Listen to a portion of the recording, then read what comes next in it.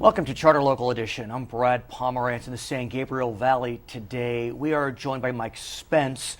Mr. Spence is a member of the West Covina City Council, and I am so glad he is here today. He was not able to make it to our last interview. In fact, we're lucky to have him. In a lot of ways, he's lucky to be alive. And this is hard. This is hard to talk to you about this. I'm just so glad to see you. Let's go back to June of this year. You were a leading candidate for the California State Assembly in a district. It was an open seat. And what happened during that election in June, the primary election? Well, I don't know if I was a leading candidate. One of the few running, but there was a lot of money being spent, and it wasn't on my campaign. Mm-hmm. It was the people in Sacramento had decided who they wanted, and that was not me.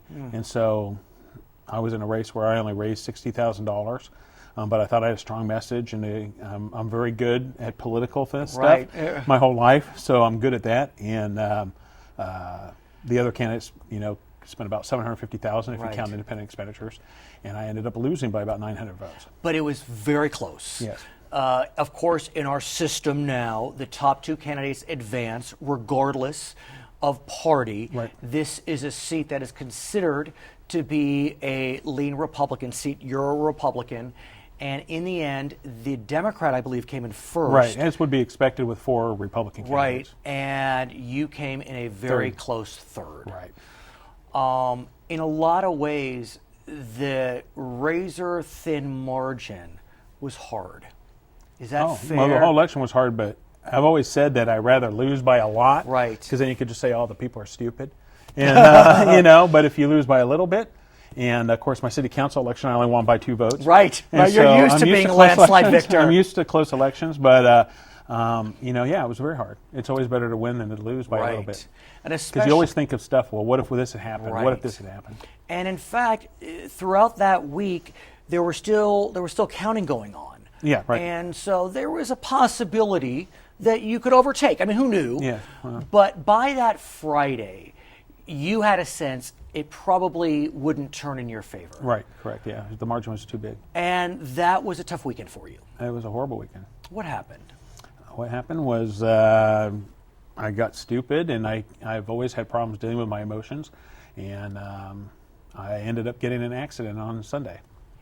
The accident was very severe. Yes. It was a single car incident in the middle of the day. Right. On Sunday morning. Yeah. Mm-hmm. You crashed into a pole. Mm-hmm. No one in the car, no one else injured, but you were lucky to survive the accident. Right, yeah. I broke my back, I broke my leg, I broke my hip, and I broke some ribs, and I tore my shoulder rotator cuff on my right side. If I didn't have my seatbelt on, I'd be dead. And I normally don't wear my seatbelt, but as my son says, my son goes, he never wears a seatbelt. What was he doing wearing it? But I wore it that day for some reason. I really don't remember the accident at all. Right. And what we know is, as a result of you being an elected official yourself, also chief of staff to a supervisor in San Bernardino County, the accident was news. And we quickly learned that the police were alleging that you were driving under the influence of something. How difficult has that been for you to have this all play out in public? It's bad enough that you're convalescing. We see pictures of you. You put them on Facebook being dropped into a pool. You're still limping a bit. Mm-hmm. How hard has that been? No one likes their dirty laundry being out in the public, and obviously it's been very hard. I have a history of problems with substance abuse, and I've been to rehab, and I'm involved in 12-step programs and have been for a significant part of my life, and that's been a problem for me. And I never got a T-shirt made saying I have problems with addiction, but it is a problem. It's a problem, and this whole thing was embarrassing. It was embarrassing to me, but more importantly, it was embarrassing to my family, because that's not the kind of person I want to be. It was embarrassing to the city of West Covina. It was embarrassing to my boss, Supervisor Hagman. That's not who I want to be.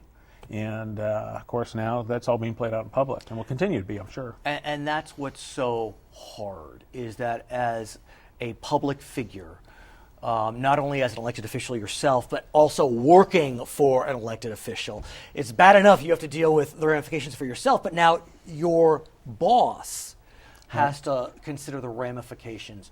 You have 2 children, they're teenagers, so they're hyper aware of what's going on.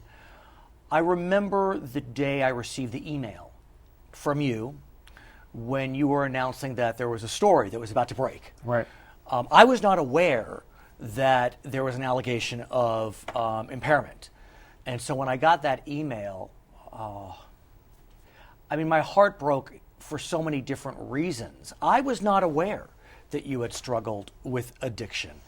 And I am of the firm belief that addiction is a disease. And I am confident that it is something that you will continue to try to defeat, and hopefully successfully. How hard was it for you to send that email? It was very hard. I had just gotten the call from the reporter, and that's the first time I had found out that, there was this, the problem of, Substance in your system. Yeah, substance in my system. You did not remember the accident. I don't remember the accident. I don't remember much leading up to that. And so I did not realize that. And so that was very emotional. I debated sending an email or not, but I knew it was going to be a story, so I thought I'd just be honest. Mm-hmm. The one positive thing about this is, that's something that's been a secret. And I did not know. And that secret's out. And so that part is actually good. I don't have to carry around a secret. And so that's good. Let's talk about that. We've known each other for a long time, and I was not aware. And I don't know that it's relevant. Is it relevant that I know? I don't know. But how is it to have that? The fact you even call it a secret's interesting, because it suggests shame. Right. And that's got to be hard because, look, it's something you've been dealing with, like you said, for decades. And I wonder if we as a society can get to a place where we recognize that addiction is something to be considered differently. Well, there's a lot of shame obviously involved, especially when there's public stuff like this. But, so my religious tradition is no alcohol, nothing. Right. You are of the Mormon I'm faith. LDS. I've been an LDS bishop. Right. And I've had long periods of sobriety.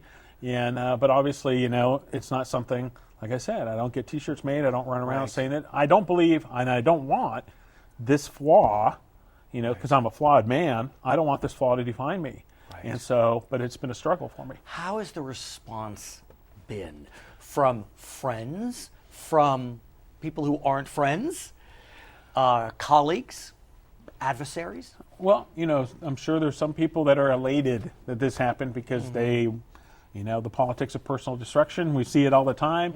Everybody loves bringing up people's flaws. People that are truly friends have been very supportive. I get lots of emails saying they're praying for me. Have there been people that have surprised you?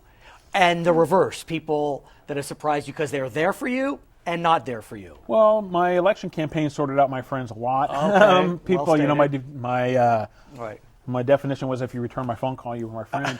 But even if it was bad news. And so, but there's some people that did not support me for office that have reached out to me because they've had problems with the same issues.